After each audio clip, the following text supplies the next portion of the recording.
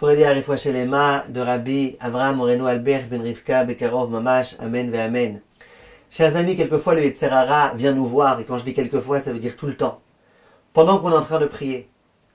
Les fois où on arrive à avoir un peu d'intention, de ferveur, et il nous dit, mais qui tu es? Pourquoi tu veux que ta tefila intéresse quiconque? Comment tu veux qu'Hachem il écoute ta tefila? À quoi ça sert? Qu'est-ce que tu racontes? Il vient le Yetzer Hara, il s'adresse à nous.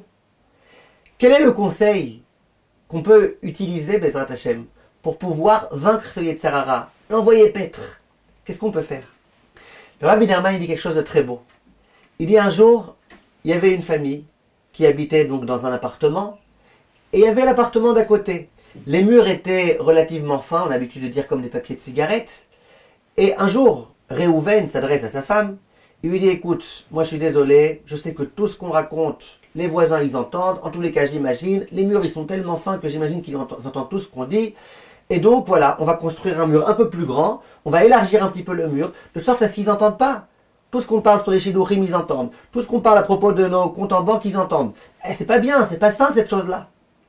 Donc il dit à sa femme, écoute, on va construire le mur un peu plus grand.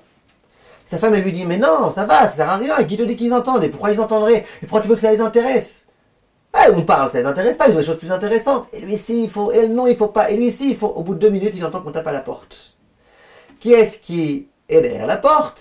Le voisin. Le fameux voisin. Et le voisin, il dit à cet homme-là, écoute, je te dis la vérité, ça sert à rien de construire un mur un peu plus grand, parce que de toute façon, nous, on n'entend rien à ce qui se passe chez vous. Vous avez bien compris que il a bien compris cet homme-là, et sa femme aussi, qu'il fallait construire un mur d'urgence. Parce que si jamais tu sais pas ce qui se passe chez nous, tu sais pas ce qu'on dit, d'où tu sais qu'on est en train de se disputer pour savoir s'il faut mettre un mur ou il faut pas mettre de mur, et que toi, tu entends, peut-être tu n'entends pas. Dis le Rav, c'est exactement la même chose. Quand le Yetzer Hara il vient te voir, il te dit mais qui tu es, ta tefila n'intéresse personne, à quoi ça sert, personne ne t'entend. Mais d'où tu sais, Bichlal, que personne n'entend ma tefila? D'où tu sais, Bichlal? D'où tu sais que personne n'entend? Si tu viens, toi, et que tu me dis personne n'entend, c'est que ma tefila elle était entendue. C'est que dans les cieux, ma tefila elle est entendue, que dans les cieux, ma tefila elle fait du bruit. Et puisqu'elle fait du bruit, tu viens et tu me dis ouais, ça t'intéresse personne, ta tefila et tout. Non! Ma tefila elle intéresse. La preuve c'est qu'on entend. La preuve c'est que Hachem il entend. La preuve c'est que toi, le Yetzer Hara, tu viens pour essayer de me faire arrêter de prier. C'est-à-dire que ma tefila elle avait du poids. Et en réfléchissant à cette idée-là, on a la possibilité, Bezrat Hashem, d'envoyer pète le Yetzer Hara et de lui dire va-t'en d'ici, rentre là où tu veux.